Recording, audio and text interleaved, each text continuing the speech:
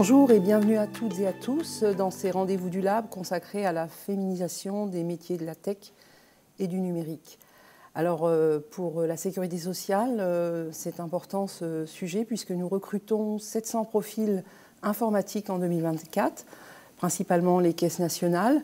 Et dans ce contexte, la sécurité sociale souhaite montrer son engagement en faveur de la parité femmes-hommes dans ce domaine et accroître la féminisation des métiers de la tech et du numérique par des actions à la fois RH et de communication employeur sur lesquelles nous reviendrons tout à l'heure.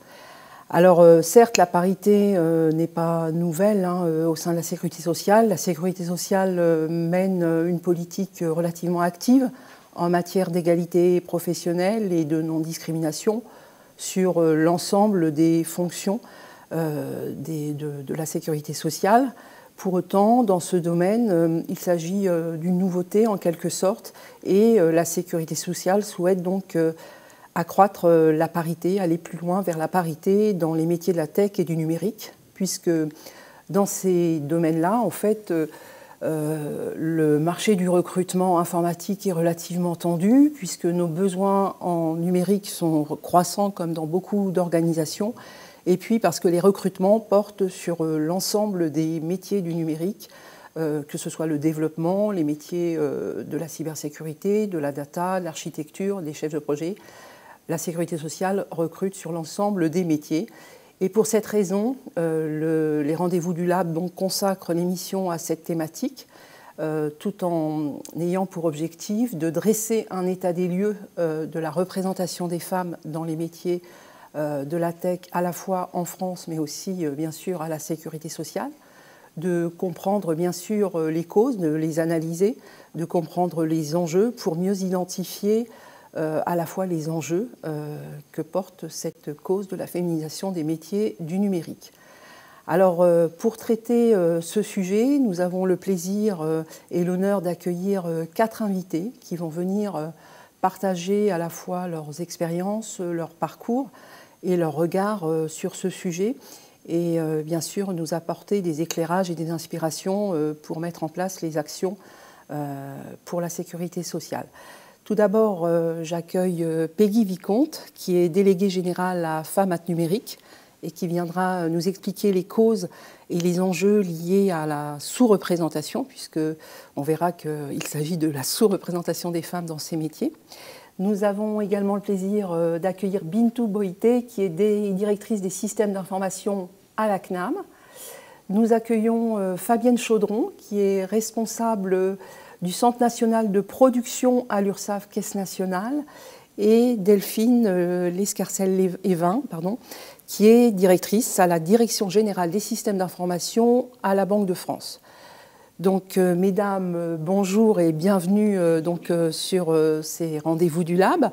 Alors, avant de vous laisser la parole, je voudrais partager un certain nombre de définitions et de chiffres pour que tout le monde partage la situation et bien ses repères en tête. Alors, pour la définition des métiers de la tech et du numérique, alors il n'y a pas de définition officielle. Alors, pour le Lab, on a trouvé une définition qui est issue de la DARES, du ministère du Travail. Alors, les métiers de la tech et du numérique, ce sont 800 000 personnes en France qui vont couvrir différentes familles professionnelles, où l'on va trouver principalement la famille des programmeurs, développeurs et du support technique. Et ces deux familles, à elles deux, couvrent pratiquement la moitié des effectifs. On trouve également les responsables opérationnels, réseau, base de données et même système dans cette catégorie-là. On va trouver tout ce qui est management et expertise du numérique, et puis tous les métiers de la data science et de l'intelligence artificielle. Et enfin, si on extrapole, on peut y trouver également tous les métiers liés à la communication digitale, qui sont des métiers fortement outillés dorénavant. Donc, ce qui est intéressant dans ce que nous explique la DRS, dans une vidéo que l'on peut trouver sur YouTube d'ailleurs, c'est que si l'on dresse le portrait robot du professionnel du numérique, eh bien, on trouve à plus de 80% derrière ce portrait robot un homme qui est plutôt plus jeune que la moyenne et qui est plus diplômé également. Donc il y a également d'autres caractéristiques, mais pour ce qui nous concerne, on va s'arrêter là. Donc ce qu'il faut retenir, c'est effectivement ce chiffre de plus de 80% hommes. Et puis, si l'on complète ce portrait robot, on peut aussi proposer les chiffres de l'étude du GenderScan de 2022 qui indique que, en fait, la place des femmes dans les métiers du numérique représente entre 17 et 24%, donc selon les métiers. Ce qui veut dire que plus on va aller dans des métiers très techniques, moins on va trouver de femmes. Et plus on va monter aussi dans la hiérarchie, moins on va trouver de femmes. Autre chiffre qui semble aussi intéressant à retenir, c'est la croissance de la place des femmes dans ces métiers. Donc certes, elle augmente depuis quelques années, mais ce que l'on peut dire, c'est que cette croissance aujourd'hui, qui est de 5% par an, ne suffit pas pour aller vers une parité à court terme. Donc si l'on ne fait rien et si l'on reste sur ce taux d'évolution, on atteindra la parité en 2070. Voilà. Et enfin, le dernier chiffre qui semble intéressant, puisqu'on est à la sécurité sociale aussi, c'est qu'à la sécurité sociale, donc la place des femmes représente presque 30%, 29,5%, donc selon les chiffres bien sûr fournis par l'UCANS. En regroupant les familles professionnelles ici sur la grille employés, cadres et informaticiens, pour parler un peu jargon sécurité sociale. Donc 30%, alors c'est mieux que la moyenne nationale, mais ça montre aussi qu'on a encore du chemin à parcourir pour aller vers plus de parité. Et enfin, à la sécurité sociale, si l'on regarde la répartition des hommes et femmes selon les métiers, là encore, on va trouver une place des femmes qui est inférieure, bien sûr, à 15% parfois dans les métiers très techniques. Et donc, c'est donc pour toutes ces raisons que l'on souhaite avancer un certain nombre d'actions pour accroître la parité femmes-hommes dans ces métiers. Et enfin, dernier chiffre, c'est celui de la place des femmes dans les écoles d'ingénieurs. Donc la place des femmes dans les écoles d'ingénieurs, donc ce sont des profils que l'on recherche aussi. Donc il en manque beaucoup en France, donc 15 000 ingénieurs manquent aujourd'hui. Elle est cette place de 28% des effectifs, donc ce qui reste malheureusement encore trop faible pour justement avoir des candidats lorsque l'on recrute. Alors j'en ai terminé pour les chiffres que je voulais partager, hein, bien sûr, auprès de vous. Et donc face à ce constat de sous-représentation des femmes, je vais m'adresser tout d'abord à Peggy Vicomte. Peggy, donc en tant que déléguée générale de Femmes Numérique, pouvez-vous nous expliquer les raisons qui ont permis de créer l'association Femmes Numérique et nous expliquer aussi quelles sont les causes qui nous expliquent un peu ce déséquilibre dans la représentation des femmes dans ces métiers-là. Oui, donc Femmes Numérique, c'est une fondation qui a été créée en 2018 par deux typologies d'acteurs qui en font sa spécificité. D'abord des organisations professionnelles liées au numérique, donc le SIGREF et Numéum, ancien Syntec numérique, et des associations soit qui travaillent sur l'égalité femmes-hommes, soit qui travaillent sur l'attractivité des métiers du numérique. Et en 2018, le constat qu'ont dressé ces organisations est finalement un constat d'échec, c'est-à-dire que malgré le fait qu'il y ait déjà en 2018, depuis une dizaine d'années, des actions qui sont entreprises soit par l'écosystème associatif, soit par les entreprises, malgré l'ensemble de ces actions sur l'ensemble du territoire, il n'y avait toujours pas en 2018 plus de femmes dans les métiers du numérique que 10 ans auparavant. Et je vais parler uniquement ici des métiers dits numérisants. Vous l'avez dit tout à l'heure, Malika, il y a des métiers qui conçoivent, sécurisent, administrent les solutions et les produits numériques. Et puis il y a les métiers numérisés, ceux qui sont impactés par le numérique. Ceux-là sont tout aussi touchés par notre sujet, mais malgré tout sont finalement largement féminisés. Quoique c'est des emplois qui peuvent être très impactés par l'évolution actuelle de l'intelligence artificielle et des nombreux sujets d'évolution et de transformation du numérique. La fondation peut opérer grâce à une association de soutien, vous en avez parlé. La fondation est abritée par la Fondation de France. Nous avons, lors des premières années, sensibilisé grâce au projet financé plus de 25 000 élèves aux enjeux du numérique et aux biais de genre, dont 4 000 par exemple qui sont passés dans un escape game qui a été initié par le campus des métiers et des qualifications de Drôme-Ardèche. Et puis nous avons formé grâce à cet escape game une centaine de professionnels de l'éducation nationale, parce que nous allons en reparler, mais il ne suffit pas uniquement d'adresser des actions vers les jeunes filles, mais également vers les prescripteurs et les professeurs. Justement, vous commencez à en parler. Pouvez-vous nous rappeler toutes ces causes qui vont expliquer cette sous-représentation? Vous avez commencé à expliquer quelques actions qui ramènent aux causes. Pouvez-vous nous les rappeler? Oui, vous avez cité un chiffre tout à l'heure sur 2070 pour atteindre par rapport à votre secteur d'activité. En fait, en France, aujourd'hui, si on a un chiffre à donner, le chemin est long. Si on continue les actions telles qu'elles sont posées aujourd'hui, c'est 137 ans. Dans 137 ans, on aura atteint la parité en termes de conception, de développement, de sécurisation des outils et des systèmes d'information. Donc autant vous dire qu'on ne peut pas laisser cette situation faire. Elle s'est installée, alors elle s'est installée parce que dans les années 80, il y avait beaucoup plus d'informaticiennes qu'aujourd'hui. Donc ça s'est installé progressivement en France, pas comme ça dans tous les pays. Par exemple en Inde, 80% des informaticiens sont des informaticiennes. Donc il y a certains pays qui arrivent. Donc la situation est tout à fait... voilà, on peut y remédier. On peut y remédier. Pour dresser un portrait assez rapide, on peut citer 4 facteurs qui expliquent pourquoi nous en sommes là, en tout cas en France. D'abord, c'est la représentation que nous nous faisons des métiers. Beaucoup de filles, beaucoup de femmes travaillent par exemple dans le care, dans le soin. Le soin, c'est prendre soin de l'autre. On peut imaginer, par exemple, dresser un parallèle avec les métiers de la cybersécurité. Cybersécurité, on ne prend pas soin d'un point de vue médical, mais on prend soin d'une organisation, on prend soin des utilisateurs pour pas qu'ils subissent d'attaques. Eh bien, si je vous parle du soin à l'hôpital, vous allez penser à une infirmière femme. Si je vous parle du soin dans l'entreprise par la cybersécurité, vous allez penser à un garçon geek à capuche au fond de sa cave. Donc la représentation qu'on a des métiers, ça c'est une représentation évidemment genrée, ce qui explique qu'on va avoir peut-être plus de garçons, vous l'avez dit, diplômés qui vont en cybersécurité et moins de femmes. Deuxième facteur, il faut savoir que les filles sont plus sensibles aux injonctions de la société.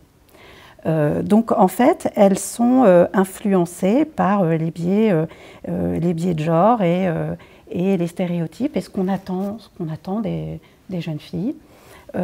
Et par exemple, je peux vous citer l'exemple d'une campagne de recrutement, une célèbre campagne de recrutement, où on voit par exemple un homme qui lui a trouvé le poste à la hauteur de ses ambitions, et on voit un homme en fait qui travaille devant son ordinateur, et pour la même campagne, une femme qui va être adossée au mur et qui, elle, en train de rêvasser, a trouvé le métier de ses rêves.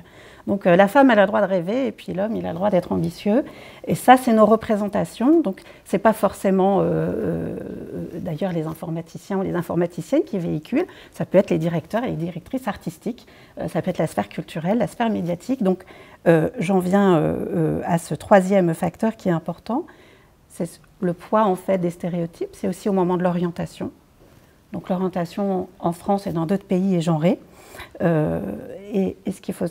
il faut avoir confiance qu'il y a des études qui le montrent. D'ailleurs, je vous invite par exemple à aller consulter les vidéos, les interviews de Isabelle Collet, qui est une informaticienne sociologue, ou de Clémence Perronnet, qui a écrit « La bosse des maths n'existe pas ». Ce qui est très intéressant, c'est que les filles sont plutôt bonnes élèves, donc elles sont bonnes partout. Donc en fait, quand il faut abandonner quelque chose, c'est plus compliqué, et donc on est bonne partout, donc on peut aller partout. Puisqu'on peut aller partout, on va choisir ce que attend la société de nous. Et puis, la dernière réforme aussi, mais globalement, a poussé à faire des choix via les spécialités qui n'ont pas, on le sait bien, favorisé les filles sur la piste des filières scientifiques et technologiques. Donc on a vraiment une responsabilité collective pour amener davantage de jeunes dans nos métiers, mais tout particulièrement des filles. Et pour amener des filles, j'arrive sur le 4e et dernier facteur, Malika, pour amener des filles, qu'est-ce qu'il faut? Il faut travailler la représentation. Et donc il faut absolument travailler les rôles modèles, mais les rôles modèles actrices, c'est-à-dire les femmes en visibilité, des femmes qui travaillent sur ces métiers-là, qui peuvent finalement intervenir dans le débat public, sur la scène médiatique, pour montrer que les femmes peuvent avoir un rôle et doivent avoir un rôle dans cette révolution. Les femmes sont passées à côté de la révolution industrielle, économique. Ne les laissons pas passer à côté de la révolution numérique qui a déjà impacté notre société. Justement, sur cette question de la représentation des femmes et le manque de rôle modèle, bon, nous avons un plateau qui démontre que nous en avons quelques-uns et nous en avons aussi à la sécurité sociale. Je vais m'adresser à vous, Bintou Boïté. Donc, concernant la question du manque de modèles féminins et a fortiori dans les postes de direction, partagez-vous les causes qui ont été exposées et pouvez-vous nous dire, à travers votre expérience, si vous reconnaissez un peu dans ces causes, ou non, bien sûr, que Peggy a exposées? Oui, merci. Oui, je partage bien sûr les éléments qui viennent d'être donnés, en complétant peut-être en disant que tout ça est un ensemble, en fait, et que on ne peut pas dire, quand on regarde une carrière, je me retourne sur mon chemin, qu'il y a un moment, un événement qui a bloqué ou qui a favorisé. Il y a plutôt des petites touches qui s'organisent et qui s'organisent plus ou moins bien selon les personnes et selon les situations. Donc il y a aussi des aspects individuels qui sont importants. Après, dire que ça m'a freiné, ben, si ça m'avait vraiment freiné, je ne serais sans doute pas là aujourd'hui à discuter avec vous. Donc en fait, ça tient peut-être au monde de la sécurité sociale, qui est quand même très particulier en termes justement de cette promotion de l'égalité finalement au travers des compétences. Et à compétences égales, je pense qu'on est dans un monde professionnel dans l'institution qui est sans doute moins dur que ce qu'il peut être dans des entreprises privées, mais je parle de ce que je ne connais pas, puisque je ne connais rien d'autre, moi, dans mon parcours professionnel que la Sécu. En tout cas, dans mon cas, ça ne m'a pas empêché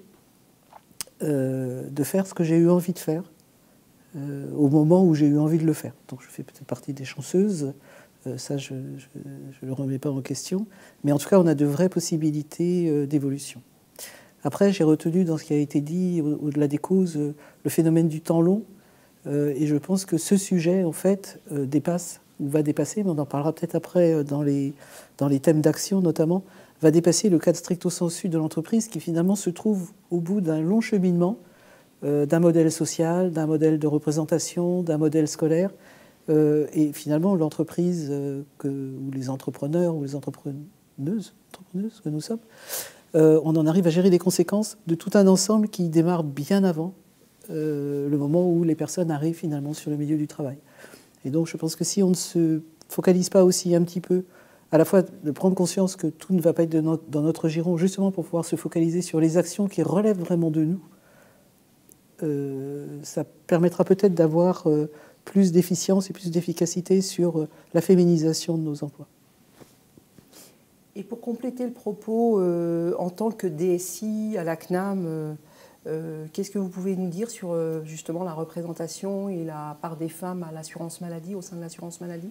On est dans la fourchette que vous avez indiquée. Donc il y a aujourd'hui 30% de femmes dans les services de la direction de l'informatique. Ces 30% sont inéquitablement répartis. Donc on va trouver essentiellement des emplois d'experts fonctionnels, d'architectes, des emplois autour de la maîtrise d'ouvrage, autour de la recette.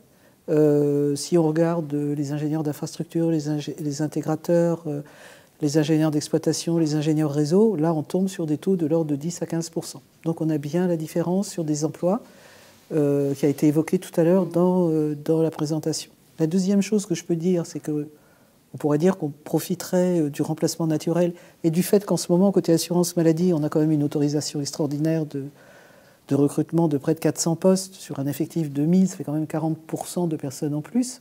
Et donc, ça aurait été un levier extraordinaire pour augmenter la féminisation. Il se trouve que sur les postes que nous avons commencé à lancer, le taux de candidates féminins est de 20%. Et donc, en fait, il n'y a pas de candidat. On a retenu finalement dans les postes qu'on a pourvus, on a retenu 30% de femmes, ce qui fait qu'en proportion, on retient plus de femmes qu'on a de proportion de candidates, mais finalement, on reste toujours dans nos 30%.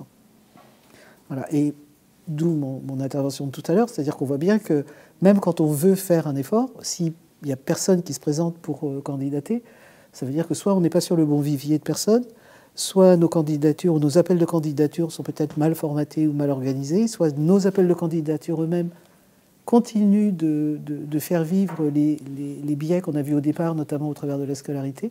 En tout cas, il faut qu'on se pose ce genre de questions, sinon on n'arrivera pas à dépasser cette espèce de plafond de 30%. Oui, effectivement, c'est vrai que si on veut agir rapidement, il nous faudra trouver des leviers autres que ceux que vous avez évoqués, qui sont liés à l'éducation, l'instruction, on en reparlera tout à l'heure. Je vais m'adresser à Fabienne Chaudron maintenant. Fabienne, en tant que responsable du Centre national de production, donc sur un métier plutôt très technique, comment réagissez-vous par rapport aux causes que Peggy a exposées tout à l'heure et comment cela résonne-t-il dans votre propre parcours? Disons que je partage complètement tout ce qui a été dit. Moi, mon parcours, je suis issue d'une formation 100% informatique, donc vraiment dans les métiers de la technique. C'est vrai que déjà à mon époque, on était peu de filles. Je pense que ça ne s'est pas amélioré, même je pense que ça s'est... J'ai l'impression qu'il y en a encore moins que ce qu'on a pu connaître à certaines époques. Voilà,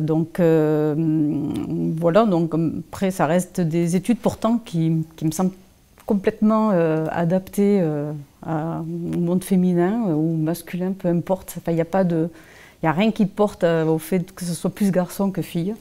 Hormis les stéréotypes qui étaient évoqués tout à l'heure de l'informaticien avec sa capuche au fond de la cave. Mais voilà, je pense que c'est des stéréotypes qui perdurent, qui existent toujours. L'informaticien, c'est un geek, c'est celui qui reste devant son ordinateur jour et nuit et qui ne fait que jouer et qui n'a pas de vie sociale presque. Et je pense que c'est quelque chose qui réfrène les femmes, parce que c'est pas une image féminine du tout. Voilà. Donc je pense qu'effectivement, il y a ça. Voilà. Après, moi, je suis dans un métier de production informatique. Voilà, on est plus sur 10-15% de femmes, vraiment en forçant. Quand je suis rentrée, c'était moins de 10%. C'est très difficile. Aujourd'hui, on ouvre des postes, on embauche plutôt des experts techniques, donc des gens qui ont vraiment de l'expertise et donc qui ont fait quand même pas mal d'études dans l'informatique. Et effectivement, pas de candidates, très très peu de candidates. Et voilà, malgré tous les efforts qu'on fait, on n'arrive pas à remonter sur ces chiffres. Voilà. Donc aujourd'hui, on est plutôt entre 15 et 20% de femmes dans ces métiers très très techniques. Voilà. Et pourtant, voilà, mon parcours me montre que c'est possible, c'est totalement ouvert. Et voilà, il ne faut pas se mettre des barrières finalement sur ces métiers-là. Il n'y a rien qui l'explique. Oui, donc merci Fabienne. Effectivement, par rapport au rôle modèle, c'est vrai que nous avons donc sur ce plateau, puisque on parle de la sécurité sociale, deux représentantes de fonctions managériales de haut niveau sur les fonctions informatiques. Je rajoute que nous avons aussi une DSI au niveau de la branche retraite. Donc on a quand même de bons rôles modèles au sein de la sécurité sociale. Pour autant, on aime voir à l'extérieur aussi ce qui se passe. Et je vais m'adresser à Delphine Lescarcel, donc directrice à la Direction générale des systèmes d'information de la Banque de France, mais on ne va pas aborder tout de suite les leviers d'action. Delphine, par rapport à ce qui a été exposé sur les causes, les freins, le manque de représentation, qu'est-ce que ça évoque en vous par rapport à votre propre parcours, qui est aussi, je crois, pas atypique, mais vous êtes venu à l'informatique alors que vous n'étiez pas forcément du sérail, entre guillemets, au départ, c'est ça? Oui, tout à fait. Merci Malika, et puis merci de m'accueillir sur ce plateau. Effectivement, la Banque de France, c'est 9000 collaborateurs, la DSI, enfin, la Direction générale des systèmes d'information, à peu près 900 collaborateurs, donc c'est une direction importante. Et si autant on est à la parité au niveau de la Banque de France, à la DSI, on a à peu près 30% de femmes, donc on voit qu'on a aussi un levier de progrès progrès à utiliser.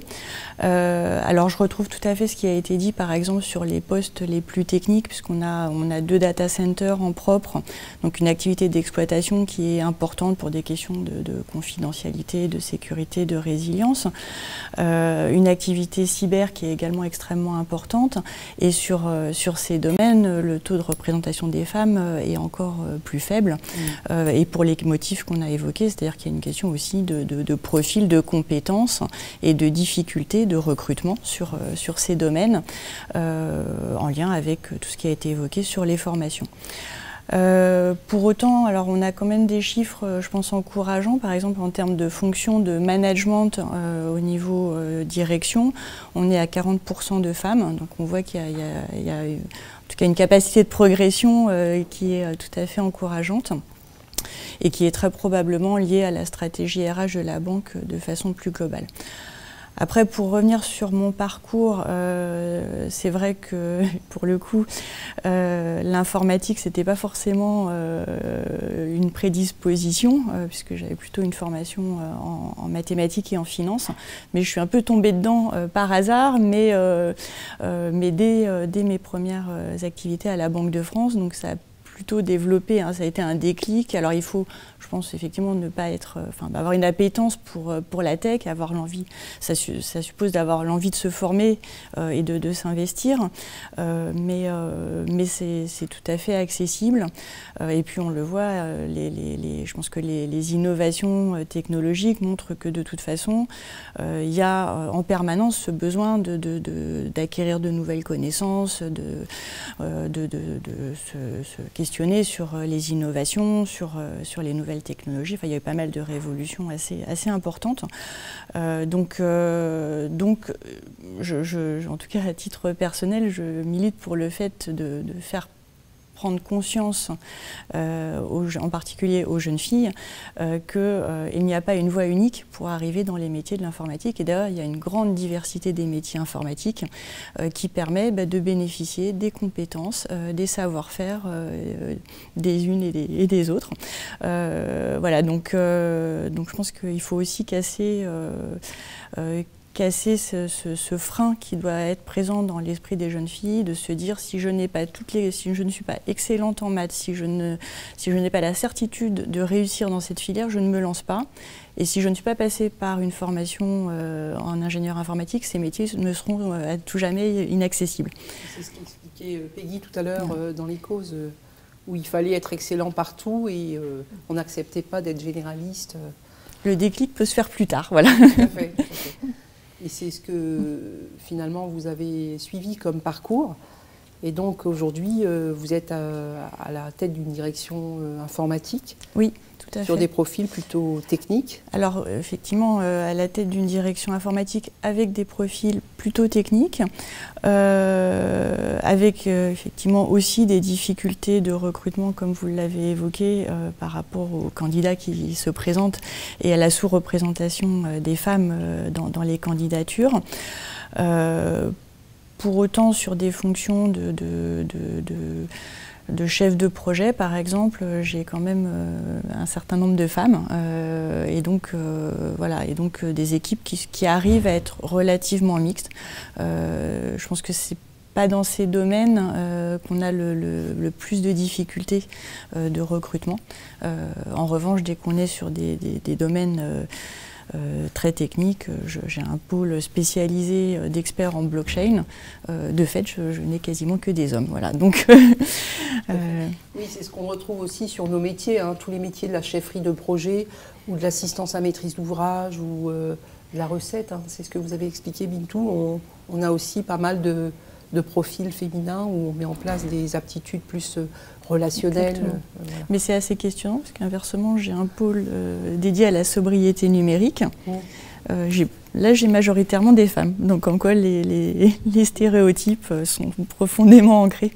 Oui, je confirme. C'est-à-dire que j'ai aussi des secteurs où j'ai 60% de femmes. Donc, l'inverse de ce qui se passe sur les secteurs plus techniques.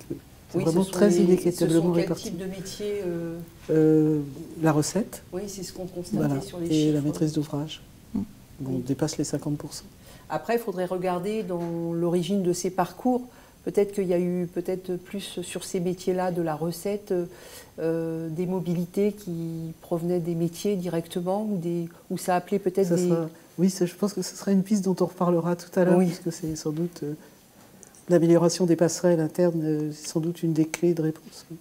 Oui, puis il y a certains, c'est Delphine qui le rappelait aussi, que la diversité des métiers est très riche, ce qui fait que ça en demande des compétences multiples, ce qui fait que en fait, toute femme peut se retrouver dans cette diversité de métiers et de compétences qui sont attendues sur l'ensemble des métiers. Mais c'est vrai que sur la blockchain ou je ne sais pas, sur l'intelligence artificielle, si vous y travaillez, j'imagine que vous avez quel type de profil là-dessus? Alors, sur la data science, on a plutôt un intérêt de la part des femmes sur ces sujets. Et ça fait partie des domaines où on arrive à rééquilibrer, finalement à s'approcher d'une parité. Donc en fait, ça va être très variable, mais comme on l'a évoqué, la production informatique, elle, reste un monde qui est beaucoup plus masculin. Et on a évoqué, mais on y reviendra, je pense que la question aussi et c'est très bien que vous soyez sur le plateau, des rôles modèles et de la capacité à se projeter, à pouvoir avoir finalement des pairs sur ces domaines qui sont des femmes. Je pense que ça aide aussi à aller vers ces responsabilités et à se sentir en confiance finalement dans ces métiers. Voilà, donc je pense que c'est entre les moyennes et les chiffres plus spécifiques par domaine de compétences, par domaine technique, on constate la même diversité. Oui. Merci Delphine. Je vais revenir vers Peggy Vicomte. Donc Peggy, on a bien compris les causes. Maintenant, j'aimerais bien qu'on explore un peu les enjeux liés à cette sous-représentation, quand on sait que c'est un secteur où il va y avoir énormément de création d'emplois et où on a vu qu'il mobilise énormément de monde sur nos organisations. Donc, pouvez-vous nous rappeler quels sont les grands enjeux que cela entraîne ? Oui, c'est vrai, on pourrait finalement se dire, bon, après tout, si les filles ne veulent pas aller dans cette filière-là ou sur ces métiers-là, c'est pas grave, laissons-les faire ce qu'elles souhaitent faire. Bon, déjà, il n'y a pas de libre choix aujourd'hui, puisqu'on le voit bien, on a ces stéréotypes, ces biais de genre, ces représentations, on va dire, erronées des profils des métiers et même des missions de chaque métier. Et on ne peut pas laisser faire pour la simple et bonne raison que cette sous-représentation a de véritables enjeux dans notre société. C'est un triple enjeu. Il y a économique, social et sociétal. Si vous me permettez, je vais un peu les détailler, parce que c'est important de bien comprendre que, évidemment, il faut ouvrir les portes, les fenêtres et toutes les voies possibles. Si une jeune fille souhaite, dès plus jeune âge, aller vers ces filières-là, c'est très important de lui laisser faire ce parcours. Alors l'enjeu économique, d'abord, c'est évidemment l'enjeu des compétences. Aujourd'hui en France, si on veut être compétitif par rapport aux autres pays européens, aux autres pays internationaux, il faut qu'on puisse avoir dans les organisations, dans les entreprises, les compétences au bon endroit. Et aujourd'hui, on voit que c'est compliqué, vous en parlez toutes, de recruter sur nos sujets. Je pense, là on a parlé du recrutement des jeunes filles, mais c'est globalement, je crois que vous avez des problèmes de recrutement globalement sur nos métiers. Donc ça, c'est très important de bien sensibiliser à nos enjeux liés aux filières du numérique. Le deuxième enjeu, qui est un enjeu social, évidemment, on pourrait se dire, il y a des emplois, les emplois sont stables, plutôt bien rémunérés. Est-ce que en fait, le numérique ne peut pas être un outil d'émancipation pour les jeunes filles, d'autonomie financière, etc. Donc c'est un vrai enjeu social pour certaines jeunes filles qui peuvent finalement trouver un emploi stable et bien rémunéré. Et puis le dernier enjeu, c'est l'enjeu sociétal. L'enjeu sociétal, c'est la place de la femme aujourd'hui dans notre société. S'il n'y a pas de femme, et on voit bien vraiment le profil type de la personne qui conçoit aujourd'hui les produits, les solutions numériques, on arrive à ce qu'on appelle des biais de conception, soit techniques ou d'usage. Je crois que vous connaissez toutes et tous l'histoire de Siri qui ne reconnaissait pas au début les voix de femmes. mais moi j'aime bien un exemple qui est plus marquant, qui est un petit peu loin ici de nos sujets, quoique, malgré le fait que les femmes soient moins à l'origine d'accidents de la route, elles sont, quand elles sont impliquées en tant que conductrices dans un accident de la route, bien qu'elles soient moins nombreuses, elles sont plus mortellement touchées, parce qu'aujourd'hui, les simulations de crash sont faites à partir de morphologie d'hommes. Le premier mannequin crash test femme a été créé, je crois, par une Suédoise il n'y a pas très très longtemps, il y a moins d'1 an. Donc en fait, on ne peut pas imaginer, produire, concevoir des produits qui sont réservés à la moitié de la population, les femmes représentant un peu plus de 50% de la population en France. Donc ces 3 enjeux sont très importants. Et puis j'ai envie, en fait, aujourd'hui, en vous écoutant, d'en rajouter un 4e, qui est l'enjeu lié à l'éducation. Parce qu'en fait, on dit, mais finalement, il n'y a pas de profil, c'est qu'il n'y a pas de vivier. Donc s'il n'y a pas de vivier, c'est qu'il n'y a pas assez de jeunes qui ont envie d'aller sur nos métiers.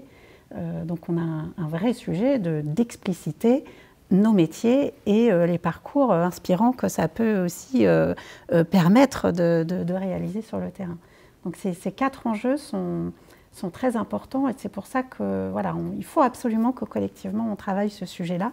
En tout cas, c'est ce qu'on essaye de faire au sein de Femmes Numériques. Merci Peggy. Bintou, cette question des enjeux, qu'est-ce qu'elle évoque en vous et peut-être pour l'assurance maladie, de représentation des femmes au sein de l'assurance maladie? Exactement ça, en fait. Il faut qu'on trouve le moyen d'élargir notre base sur laquelle les personnes se sentent autorisées. L'autoriser est à prendre entre guillemets, en fait, qu'elles se sentent autorisées à présenter leur candidature. Donc il faut qu'on donne envie et qu'on montre que c'est possible et que ça existe. Donc on a sans doute un vrai effort, un enjeu de communication et de facilitation de l'accès pour que des personnes candidatent. Et on y a en plus un intérêt parce que c'est 50% de la population. Et donc le fait que les femmes se présentent en proportion moindre que les hommes fait que finalement notre vivier de départ n'est pas aussi complet pour faire le choix on prend les gens sur leurs compétences, sauf que notre bassin de départ, finalement, n'est pas complet, parce qu'il y a une partie de la population qui ne candidate pas, et donc qui n'est pas là pour les sélections. Donc finalement, on est sur des... Je ne suis pas sûre qu'on a finalement en face de nous les meilleures compétences à un moment donné pour un poste, parce qu'on a une partie des candidats potentiels qui ne vient pas. Et que donc, du coup, on est sur 70% du potentiel. Et on fait donc des choix qui sont de fait des choix par défaut. Donc, je ne dis pas qu'il faut faire de la discrimination positive ou dire qu'il faut prendre absolument 50-50, mais au moins qu'on soit sûr que sur la population de départ qui se présente, tout le monde soit bien présent, ce qui aujourd'hui n'est pas le cas. Je ne sais pas s'il faut que je parle maintenant... des leviers d'action ou si ça vient après. On va peut-être en parler tout à l'heure. Je vais demander peut-être à Fabienne ou Peggy de réagir par rapport à ces enjeux, ce que ça évoque au sein de la branche recouvrement, peut-être, Fabienne. Dans nos enjeux, côté branche recouvrement, on va retrouver à peu près les mêmes que côté branche maladie. De toute façon, après, c'est les enjeux de la sécurité sociale au sens large. Mais effectivement, aujourd'hui, dans tous ces métiers, de toute façon, la mixité, c'est toujours une richesse. Donc, on n'a pas effectivement les mêmes conceptions. On reste différents, on veut une égalité, mais on reste différents, on ne sera jamais les mêmes. Et c'est ça qui est important, en plus, et c'est ce qu'il faut justement miser. Et aujourd'hui, la mixité, c'est très important. Parce que dans les dialogues, dans les discussions, dans la recherche des meilleures solutions, la mixité apportera...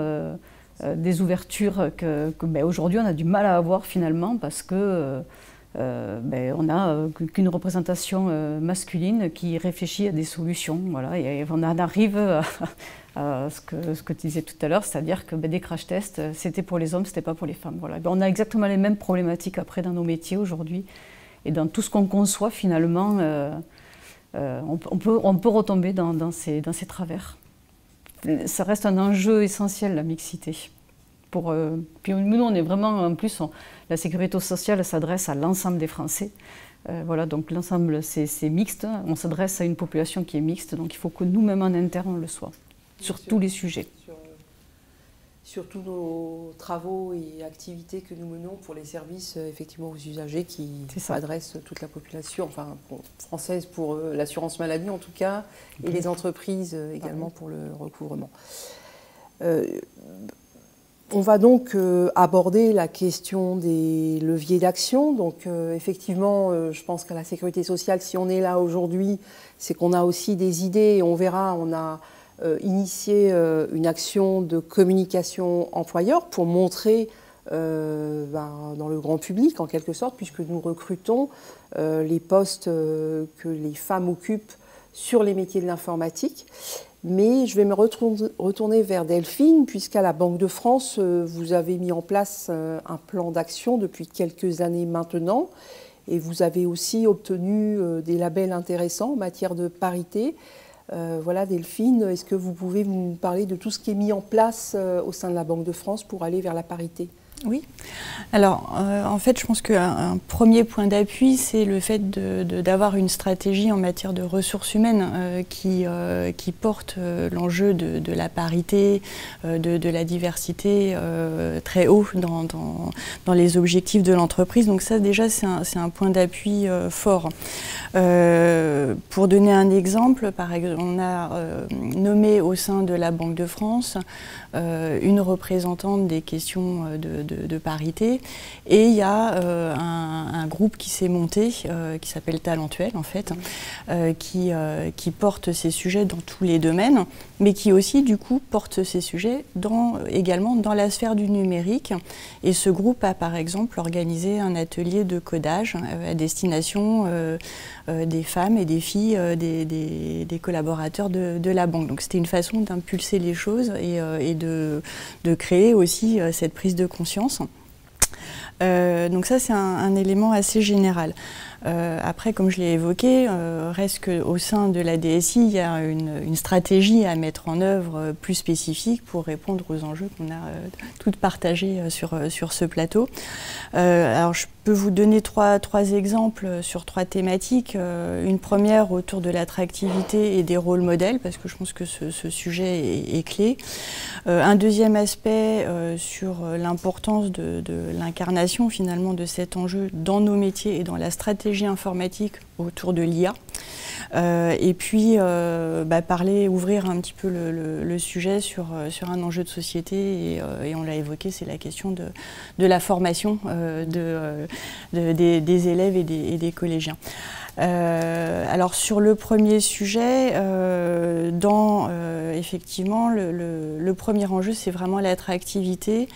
Et pour cela, de pouvoir faire valoir nos métiers, faire connaître nos métiers dans tous les forums possibles, donc à la fois les forums des grandes écoles, mais aussi par exemple via une présence sur Vivatech, comme on a pu le faire il y a un an, avec des intervenantes également dans nos métiers et qui incarnent notre savoir-faire plus largement et qui puissent témoigner.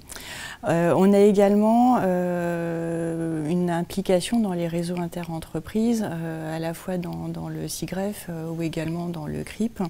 Donc le CRIP qui est plutôt destiné à des directeurs de production et directrices de production.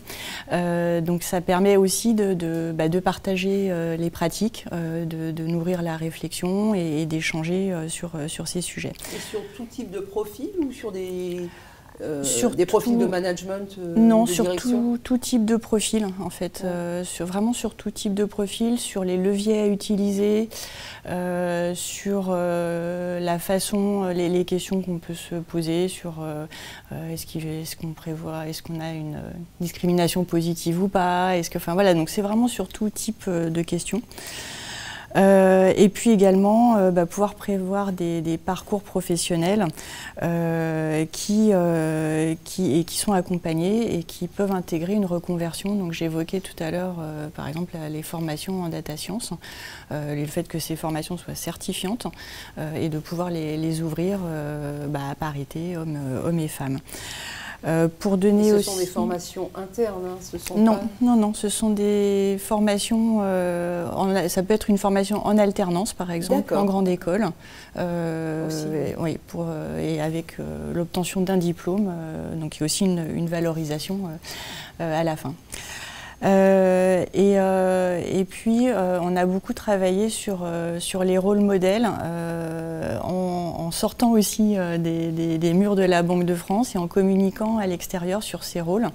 Via des portraits de nos collaboratrices et dans la diversité de leur profil, donc que ce soit des personnes en poste de management, de direction, sur du numérique responsable, sur de la cybersécurité, et là ça fait plaisir d'avoir une femme qui a porté la présentation de son métier dans un forum qui était lié à l'orientation scolaire, ou via les réseaux sociaux comme My Job Glasses, où on est aussi très acteur. Mais alors pas où j'ai fait une pas uniquement bon voilà les jouets de la technologie. Je vais laisser les diaporamas se recharger. Donc on a aussi fait une communication en interne, parce que j'évoquais le fait d'encourager ces mobilités et ces reconversions en interne.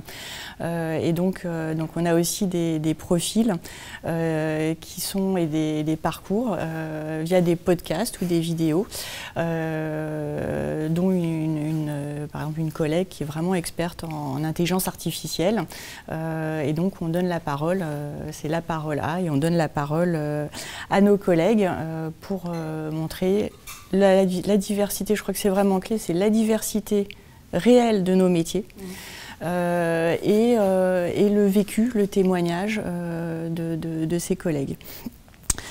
Est-ce que vous avez constaté une évolution, justement, puisque maintenant c'est un plan d'action qui est en place depuis quelques années, soit dans le recrutement, alors vous recrutez certainement sur concours, peut-être à la Banque de France, mais... On recrute dans nos domaines maintenant, on recrute très majoritairement en contractuel en fait, donc des personnes qui ont une expérience professionnelle.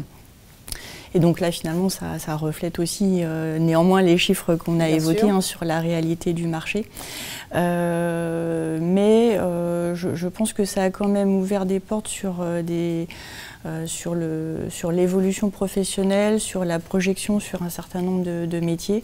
Et puis, pour donner un autre exemple, on vient d'avoir la nomination de notre nouvelle directrice générale à la tête de la DGSI, qui est une femme. Donc voilà, donc ça aussi, je pense qu'en termes d'exemplarité et de signal très fort, c'est important. Pour donner d'autres exemples, donc j'évoquais le deuxième exemple sur l'incarnation dans la stratégie informatique. Le fait d'avoir mis en place une démarche d'IA inclusive et éthique, qui a été alors une démarche qui s'est faite effectivement sur 2-3 ans, donc de façon progressive, mais qui est essentielle parce qu'on l'a évoqué, dans l'intelligence artificielle, finalement, il y a un enjeu extrêmement important, bien sûr, d'explicabilité, de transparence, mais il y a un enjeu aussi qui est fondamental, qui est d'éviter les biais, et d'éviter les biais, notamment en matière de parité. Je prends par exemple dans l'analyse d'un risque crédit, on ne peut pas discriminer des femmes pour des questions de genre. Donc il y a bien un sujet de conception de ces modèles d'intelligence artificielle qui est absolument essentiel. Donc on s'est engagé dans une démarche d'IA éthique et inclusive, en partant de l'élaboration en fait, d'une charte de bonnes pratiques qui nécessite dans les projets qui ont une composante d'intelligence artificielle d'avoir conscience de ces risques. d'intégrer dans les pratiques de développement justement la bonne prise en compte de ce risque, et puis d'avoir une démarche de contrôle en fait ex post, donc pour s'assurer que les éléments sont correctement gérés. Ça nécessite également un effort de formation des développeurs, bien sûr, mais finalement, même via des capsules vidéo, puisque l'intelligence artificielle se propage dans tous nos métiers, donc l'enjeu c'est de former tous les collaborateurs sur la prise de conscience de l'importance de cette IA inclusive et qui respecte bien la parité. Voilà, et on a obtenu un label dont on est très fiers en 2023, qui est le label JACE, donc qui est bien pour la mise en place d'une IA qui respecte la parité et éthique et inclusive. Et puis le dernier point que je souhaitais partager avec vous, c'est le fait qu'on a également mené une action pilote, et alors là je vais revenir sur en fait, un événement personnel, puisqu'il y a 2 ans j'assistais au symposium du CRIP, donc l'ensemble des directeurs et prestataires de services informatiques dans la production, assemblée nombreuse mais très masculine. Et Peggy est venue et est intervenue et nous a dit, mais en fait, si vous voulez changer les choses, il faut que vous puissiez permettre aux jeunes filles, aux collégiennes, au moment de leur orientation, en fait, de leur choix d'orientation, de prendre conscience de ces métiers et de pouvoir les découvrir et de pouvoir créer l'appétence finalement pour ces cursus et pour ces métiers. Et ça a créé un déclic et je suis revenue à la Banque de France, je me suis dit mais c'est évident, il faut absolument qu'on se mobilise, on peut le faire. Et on a accueilli, donc 6 mois plus tard, on a accueilli 30 collégiennes et collégiens en leur faisant une semaine de découverte de nos métiers, et ça a été extrêmement apprécié. Fort de cette expérience, on était en partenariat avec l'Académie de Paris, ça a été du coup un vrai accélérateur, et on s'est dit on recommence, et donc cette année on a accueilli 90 élèves pendant une journée de découverte. En mobilisant justement les rôles modèles, alors collaborateurs et collaboratrices, mais pour parler de leur parcours, de leur métier, de ce qui les passionne, de la réalité de leur quotidien. Je retire au final le fait que ça a été, non seulement les élèves sont repartis avec des étoiles plein les yeux, donc en soi c'est une énorme satisfaction, mais nos collègues ont été également passionnés par cette rencontre, extrêmement fiers de parler de leur parcours, fiers d'échanger avec ces collégiennes qui se posaient des questions. Et ça a été un très très beau moment d'échange.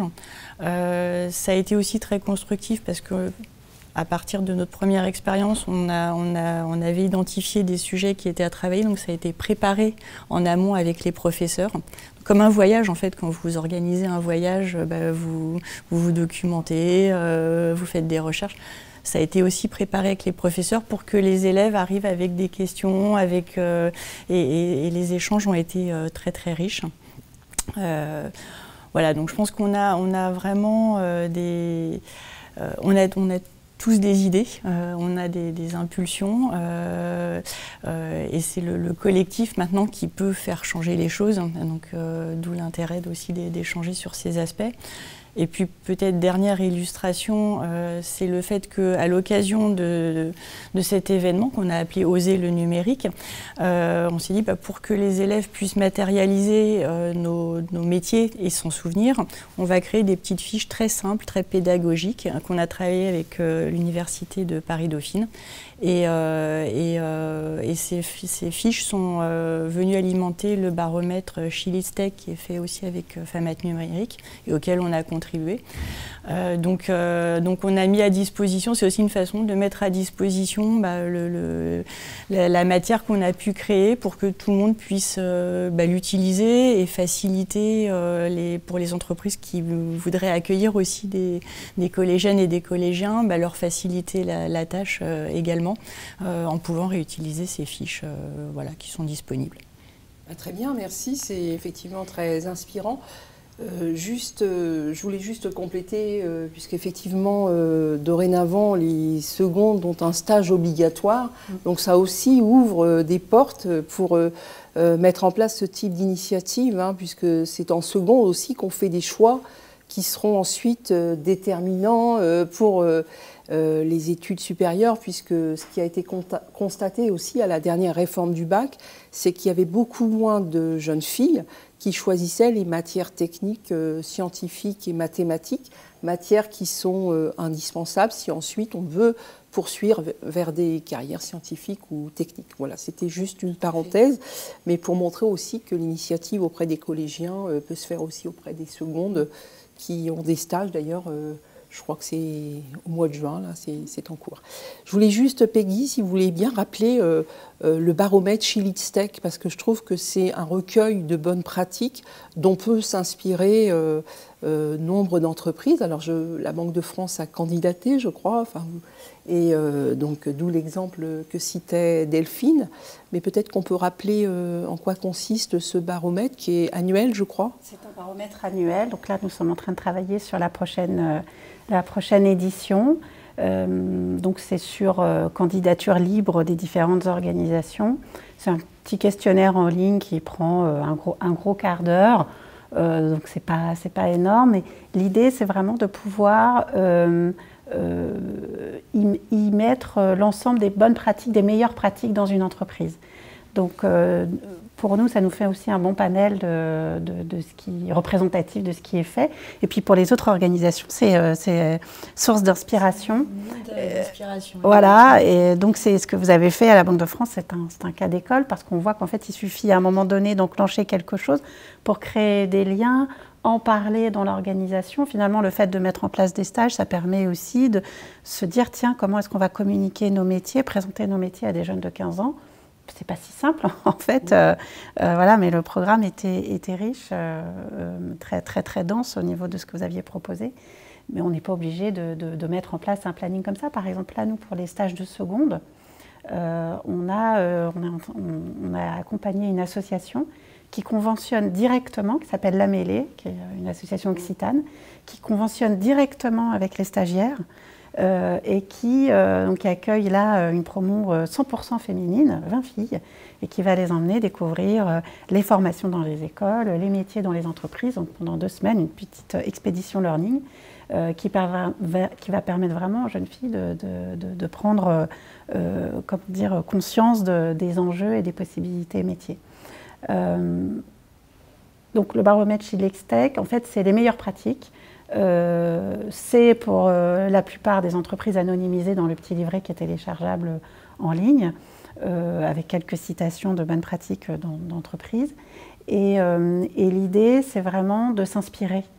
Les causes sont multifactorielles, on l'a vu tout à l'heure. Donc les solutions sont multifactorielles. Il faut agir dès le plus jeune âge, il faut agir auprès des salariés, il faut agir auprès des médias. Enfin, finalement, c'est l'ensemble Il y a plusieurs leviers d'action. Voilà, il y a plusieurs leviers d'action. Au sein de Femmes Numérique, sous l'impulsion d'Elisabeth Moreno, qui est présidente depuis plusieurs mois de la Fondation, ancienne ministre à l'égalité, on a une ambition de rapprocher le monde de l'entreprise du monde académique, du monde de l'école. Donc vraiment, on donne une impulsion très forte sur les stages de 3e et les stages de seconde, parce qu'on se dit que c'est l'axe. Voilà, on peut changer éventuellement notre vision des métiers. Après, même si on ne sait pas exactement ce qu'on va faire quand on est jeune, entre la seconde et la terminale, et même après. Mais en tout cas, on peut agir sur l'orientation, et donc c'est là qu'on souhaite démarrer. Nous, on a 2 grands axes d'action. L'action, donc agir dès le plus jeune âge, agir pour la visibilité des professionnels de la tech, agir auprès des prescripteurs. Et puis on a un 2e axe qui est plus un axe de réflexion autour de la prospective et des meilleures pratiques qu'on voudrait effectivement diffuser, faire les meilleures pratiques qui ont de l'impact. Alors, avoir de l'impact, qu'est-ce que ça veut dire? C'est peut-être le sujet d'une autre émission, d'un autre plateau, mais en tout cas, faire changer les choses, pas seulement s'adresser à 20 élèves, etc., mais c'est l'addition de nos actions qui fait qu'on va peut-être toucher les 800 000 jeunes qui sortent de 3e chaque année. Alors Delphine, je reviens vers vous par rapport aux actions que vous aviez mises en place. Je voudrais savoir si vous aviez rencontré des difficultés particulières qui pourraient aussi nous servir d'expérience si on était amené à les reconduire. Pour reprendre par exemple ce que j'évoquais là sur l'accueil des stagiaires, c'est vrai qu'on avait sous-estimé ce que c'est que d'accueillir une trentaine de collégiens, une classe en fait. On n'est pas professeur, enfin voilà, on n'a pas l'habitude d'encadrer une classe complète. Donc ça, c'est vrai qu'on avait sous-estimé, je pense, l'année, et de fait, il a fallu encadrer en permanence la classe, y compris entre les visites, les interventions, enfin voilà. Donc là, il y a vraiment une logistique spécifique à mettre en place qu'on n'a pas forcément l'habitude d'avoir. Et puis ce que j'évoquais sur le fait de préparer cette... et c'est valable pour je pense que c'est valable pour un stage également, pour que ce soit le plus intéressant possible. Il y a un peu de préparation, d'anticipation, de questionnement à avoir. Et ensuite, c'est tout aussi intéressant de pouvoir poursuivre un petit peu par touche cette expérience et de pouvoir avoir des points de rencontre ou des points d'échange. Voilà, donc ça a été, je pense que c'est un des points qu'on a retenu, et c'est ce qui nous a aussi amené à changer de format la 2e année. Je pense que également tout ce qui peut, je pense pour que ce soit plus simple pour les entreprises et pour que ça puisse se diffuser plus largement, toute aide, notamment pour par exemple toute la relation avec les collèges, la sélection des élèves. Nous, on n'a aucune valeur ajoutée. Donc toute cette partie du process, le fait qu'elle puisse être gérée avec l'Académie de Paris, c'est extrêmement positif, et ça permet de se concentrer sur le fait de créer un programme intéressant, de mobiliser les bonnes personnes, tout en restant, peut-être le dernier point pour rester sur ce sujet, mais en restant très pédagogique. Il faut se mettre au niveau d'un élève de 3e quand on explique la blockchain par exemple, ou la cybersécurité, et ramener ça à des notions de hacking ou de fake news, ou enfin que les élèves vont pouvoir, voilà, faut que ça puisse leur parler. Donc d'où l'aspect aussi des petites fiches métiers que j'évoquais, c'est comment en parler avec des mots qui restent intelligibles et percutants pour des élèves. Et puis qu'ils arrivent à se projeter sur les métiers, voilà, que l'on présente, ce qui n'est pas toujours évident quand on est sur des métiers très techniques. Et puis, ce qui est intéressant avec l'initiative chez l'ISEC, c'est que c'est une initiative qui est proposée donc par Paris Dauphine et ISACA, qui est une association européenne. Et donc, on peut aussi comparer les pratiques entre pays. Et c'est très intéressant. Il y a des pays qui commencent beaucoup plus tôt que nous, et pas forcément sur la partie scientifique maths. C'est-à-dire qu'on peut initier des choses simplement de façon logique, avec, si on veut initier sur les algorithmes, on prend des cubes et on y arrive en fait. Donc on n'est pas obligé d'avoir du matériel, mais on voit aussi que le matériel aide à se projeter. Donc il y a des bonnes pratiques, par exemple dans certains pays, là c'est Singapour en l'occurrence, mais où dès la primaire, en fait, garçons et filles vont manipuler, vont construire un robot. Donc vraiment, en manipulant, on donne envie aussi à nos jeunes. Et donc c'est un peu ce qu'on souhaite recréer avec les stages. C'est, vous savez qu'on est la somme de nos des 5 éléments les plus proches de nous. Donc si on arrive à sortir les jeunes en fait de leur micro-écosystème et qu'on les amène dans des entreprises, à la découverte, en manipulant, en observant, je suis sûre qu'on arrivera à... Oui, et surtout en cassant, en brisant les stéréotypes de genre.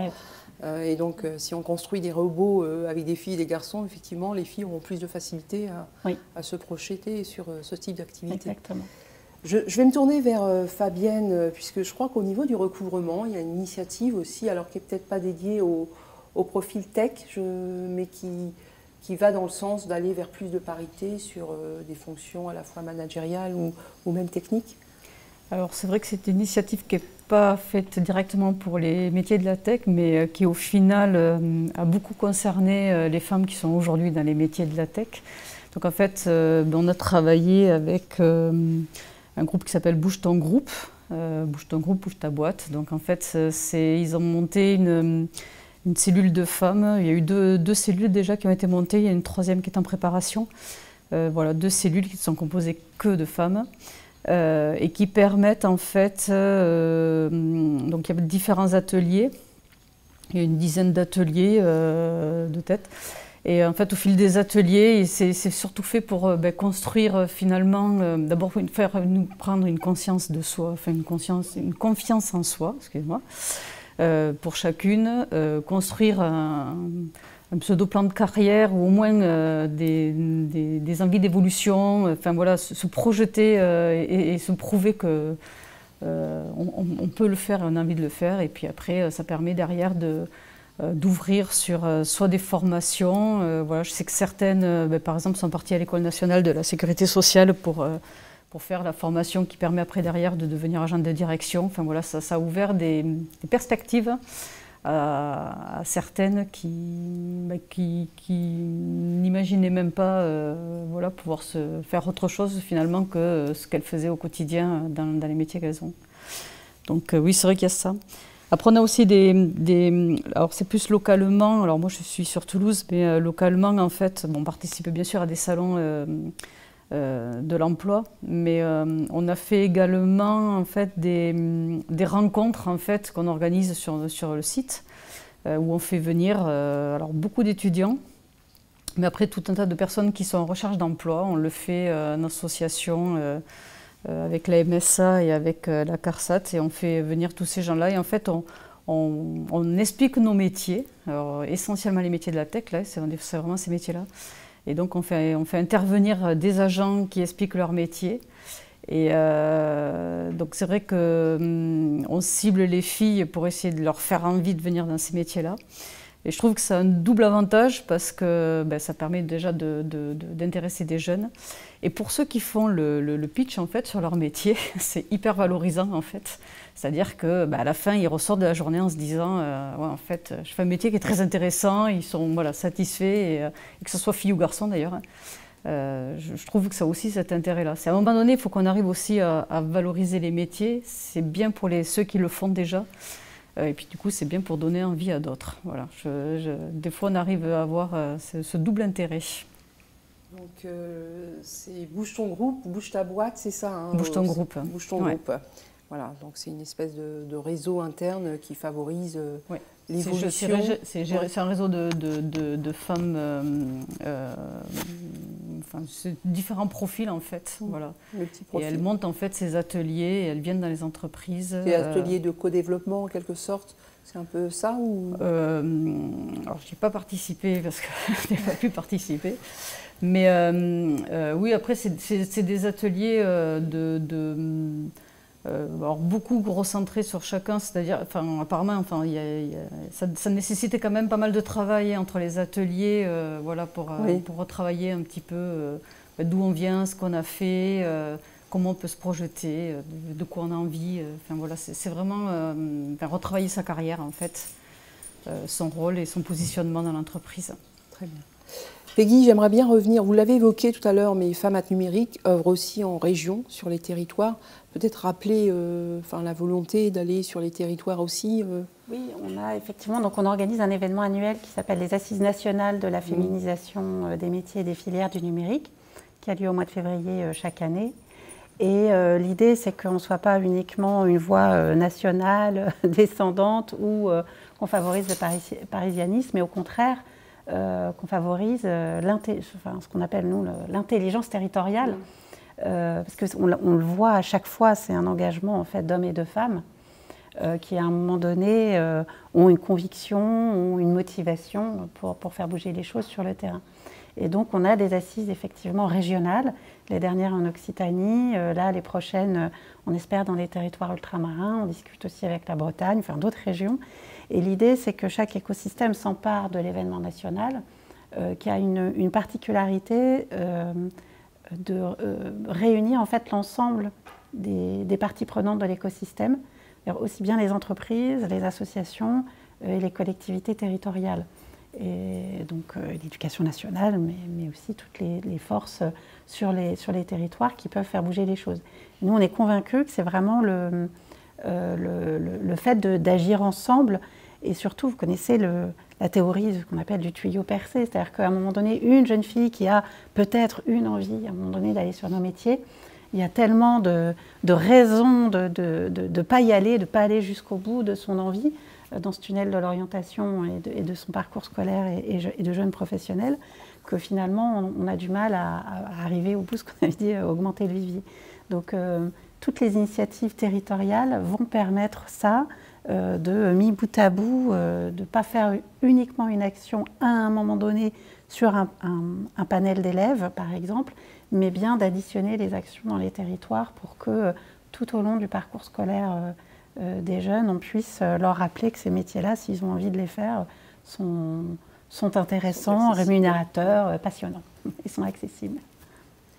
Merci Peggy. Je vais me retourner vers Bintou par rapport à tout ce qu'on a entendu. Bintou, qu'est-ce que vous pensez qu'on pourrait mettre en place à la sécurité sociale et à l'assurance maladie qui pourrait nous permettre de recruter plus de femmes alors, sans attendre les promotions de collégiennes qui arriveront quand peut-être nous ne serons plus là nous-mêmes. Donc, J'ai appris plein de choses, donc merci. Il y a plein d'idées qui sont intéressantes, je trouve, sur des actions qui me paraissent pouvoir être reprises, qui a peut-être pour nous plus spécifiquement, et sans doute aussi en relation avec ce qui peut se faire sur l'URSSAF Caisse nationale, sur les domaines de la sécurité sociale, où on est quand même une grande maison, une grande famille. Et on est aussi une grande maison, une grande famille qui est composée à 80% de femmes, dans les emplois administratifs en tout cas. Et donc on a un extraordinaire vivier de personnes qui sont déjà sur place.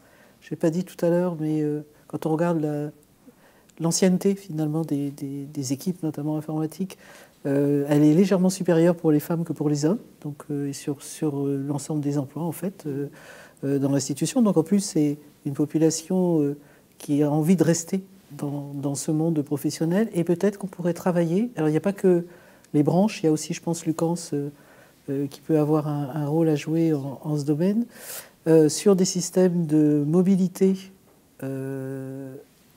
interprofessionnelle, enfin au sein de l'institution, et la capacité finalement à la fois de passer de la grille administrative à la grille informatique, et d'activités administratives à des activités informatiques, peut-être d'accepter maintenant que quand on rentre dans une filière, on n'y fasse pas toute sa carrière, mais qu'on puisse avoir des carrières qui sont rythmées d'allées et venues en fonction, par exemple, on s'intéresse à un projet ou à un type d'activité, donc on met un parcours de formation qualifiante interne ou externe, et on participe au projet pendant 2, 3, 4 ans.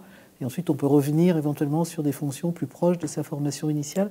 Ce que j'ai l'impression, mais pas seulement pour les sujets de féminisation, c'est qu'on sort quand même du modèle classique du je rentre quelque part et j'y passe 40 ans et j'en repars 40 ans plus tard. Alors je peux avoir fait un peu de mobilité, mais finalement pas tant que ça.